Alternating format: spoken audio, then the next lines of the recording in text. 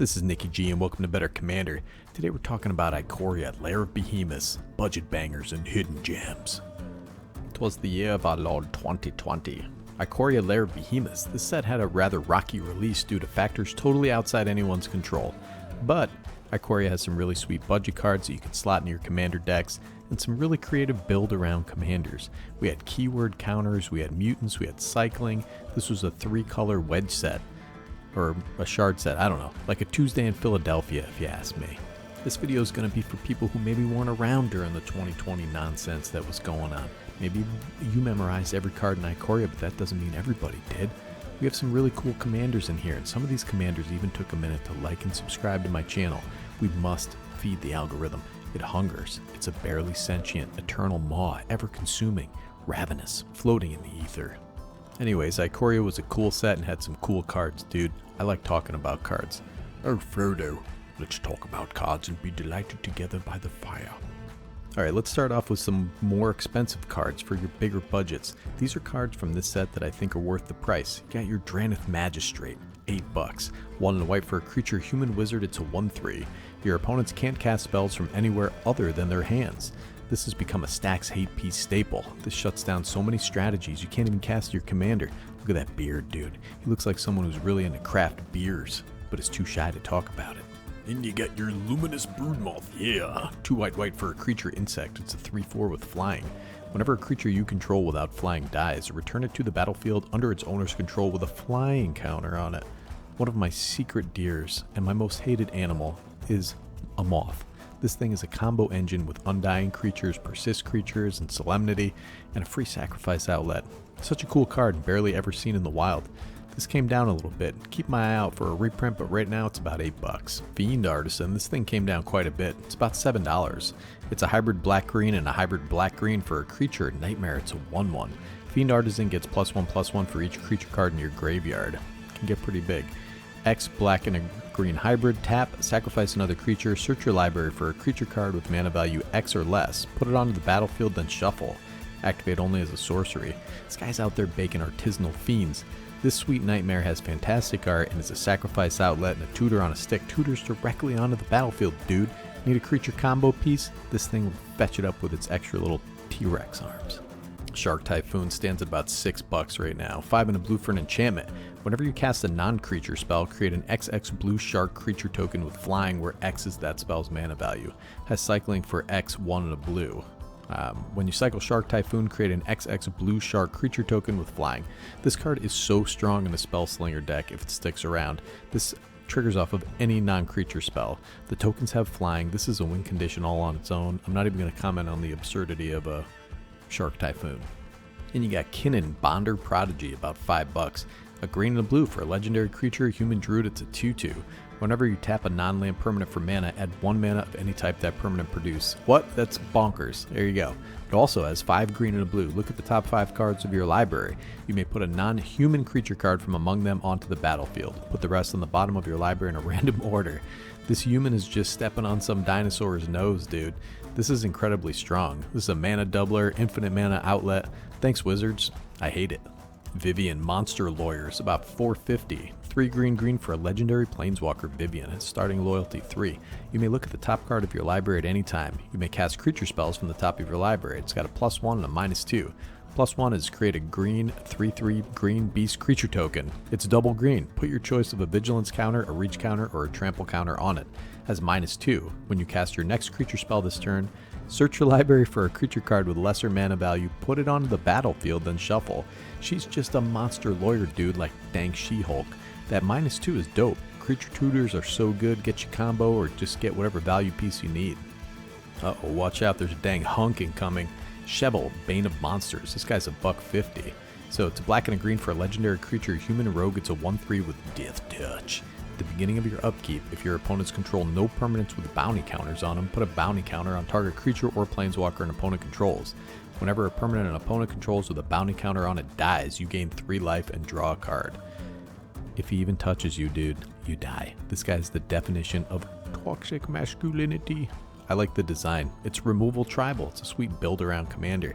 Plus, this guy hates wearing shirts. Then you got Riel the Everwise. It's about $1. 1 blue and a red for a legendary creature, human wizard. It's a 0/3. She gets +1/+0 for each instant and sorcery card in your graveyard. Whenever you discard one or more cards for the first time each turn, draw that many cards. This is such a powerful effect in the command zone. Drawing a massive amount of cards in Izzet is not terribly difficult. You have your wheels, you got all that stuff. She's great in those decks that include Izzet in the color identity, and she really shows off the powers of old ladies in general. Oh, come on, dude. Quartzwood Crasher, it's $1. 2 red, green for a creature, dinosaur beast. It's a 6/6 with trample. Whenever one or more creatures you control with trample deal combat damage to a player, create an XX green dinosaur beast creature token with trample, where X is the amount of damage those creatures dealt to that player. This is aggressively costed. This sweet animal of a dinosaur beast rewards your tramply creatures, which is what Gruul wants to do with some more tramply creatures. Eerie Ultimatum is also $1. White, black, green. It's a sorcery. Return any number of permanent cards with different names from your graveyard to the battlefield. Whoa, buddy, I bet you forgot about these ultimatums. This little number in Abzan is fantastic in graveyard decks. Note that it says permanent so you can get back to your fetch lands, you degenerate.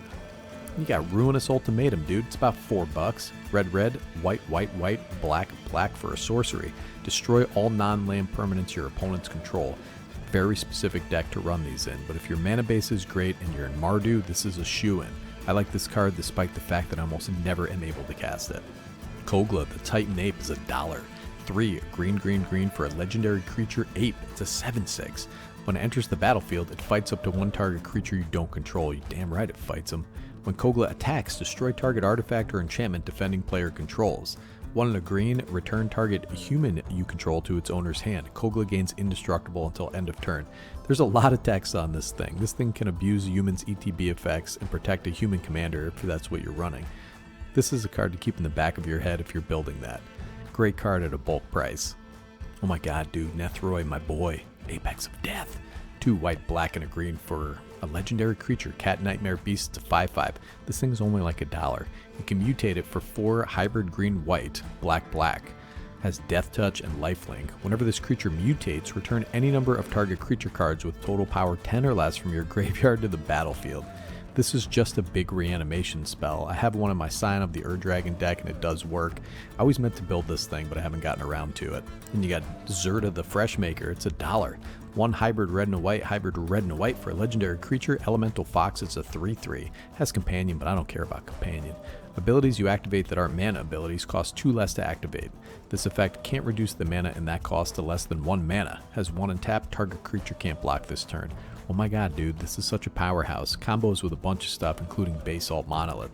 Make infinite colorless mana and win, hopefully. And then you can finally answer the question, what the fox say? Sea Dasher Octopus is a cool $1. 1 blue for a creature octopus, it's a 2/2. Has Mutate for 1 and a blue, has Flash. Whenever this creature deals combat damage to a player, draw a card. You just mutate this onto an unblocked non-human creature for its mutate cost and draw a card. This is niche for sure, but that niche is much larger than you think. I put this thing in quite a few decks. Whirlwind of Thought is $1.50. 1 blue, red, and a white for an enchantment. Whenever you cast a non-creature spell, draw a card. I'm really surprised this is as cheap as it is. It's got the art of Narset. She's just trying to catch up on some yoga up on a hill and she's getting bothered by a bunch of little spirits or something. Alright, everything from here on out is under $1. You got Gem Razor, it's 50 cents. 3 and a green for a creature beast, it's a 4/4. Has Mutate for 1 green. Has Reach, has Trample. Whenever this creature mutates, destroy target artifact or enchantment an opponent controls.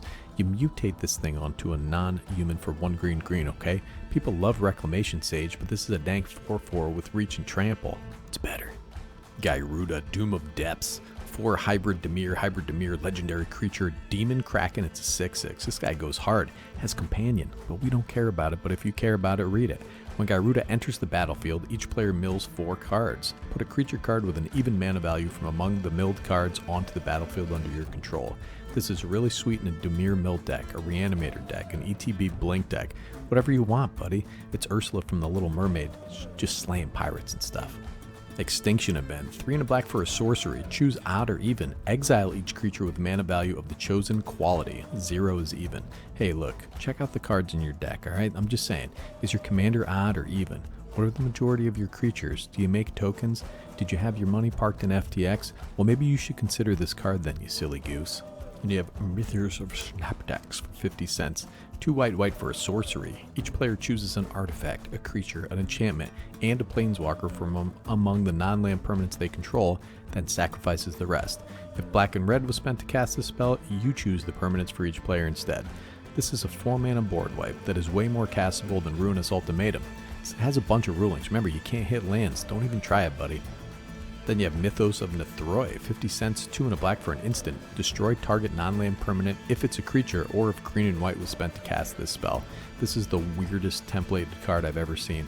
It's pretty good for 3 mana instant, but it's very specific if you want to destroy a non-creature, you need access to those colors of mana. Oh my god, dude, Illuna, Apex of Wishes. 2 green, blue, and a red for a legendary creature, Beast Elemental Dinosaur. It's a 6/6. Has mutate for 3, hybrid red and a green, and a blue. Has flying and trample. Whenever this creature mutates, exile cards from the top of your library until you exile a non-land permanent card. Put that card onto the battlefield or into your hand. Alright, hear me out here. You're making a bunch of tokens with instants and sorceries, and you only have 1 permanent in your deck, and it's Omniscience. This is a 6/6 flying trample for 5 mana. Mutate it for 1 extra mana, get a free permanent. These are awesome colors for a mutate deck, but also a polymorph top deck manipulation deck is also viable and can be very fun to pilot. Mythos of Brokos. It's 40 cents, so this is 2 green for a sorcery, but if you use blue and black to cast this spell, search your library for a card, put that card into your graveyard, then shuffle. The rest of the card says return up to 2 permanent cards from your graveyard to your hand. I use this in Zaxara to tutor up Freed from the Real and get whatever card out of my graveyard. It's an interesting tutor that can also get something into your graveyard if you're in a deck that wants that, like Mimeoplasm. It's a cave painting of Brokos giving humans the gift of glitter, which was appreciated. Mythos of Illuna, 2 blue for a sorcery. Create a token that's a copy of target permanent. If red and green was cast that spell, instead create a token that's a copy of that permanent, except the token has, when this permanent enters the battlefield, if it's a creature, it fights up to 1 target creature you don't control. This, my friends, is underrated. It says permanent, but it's only usable in green, red, and blue decks. If you're running a big old creature deck, or you can even hit a Gaia's Cradle off of this if you want. Alright, a couple more, then I gotta go to bed. General's Enforcer is white and black for a creature, human soldier. It's a 2/3. Legendary humans you control have Indestructible. It also has 2 white and a black, exile target card from a graveyard. If it was a creature card, create a 1/1 white human creature soldier creature token. Come on, dude, this is just Batman. Is your commander human and in these colors? Well, this is aggressively costed and is graveyard hate and token creation. I don't know, what do you want more to this guy to do? This guy does it all. He's just scowling away in the corner. Keep safe. This is 1 and a blue for an instant. Counter target spell that targets a permanent you control and then draw a card. I tend to use this in decks where my commander is vital to my game plan and is probably going to be a high priority target. It's a nifty little counter spell, dude. Alright, last one, Clash of Titans, 3 red for an instant. Target creature fights another target creature. Each deal damage equal to its power to the other. Oh my god, dude. You can have 2 opponents' commanders just fight it out. This is an instant, so you can do combat tricks as well. It's a very creative and versatile card. I dig it. Telling you folks, I love this set. I built a few commander decks from the attendant commander set, which I'll go through for steals and deals at some point as well. What did you guys think of Ikoria? Are you adding any of these cards to your commander decks? Let me know in the comments, and thanks for tuning in. I have only one wish in life, and that's infinite lemon meringue pie, but I also have a desire to make your commander decks better. Snicky G, signing off.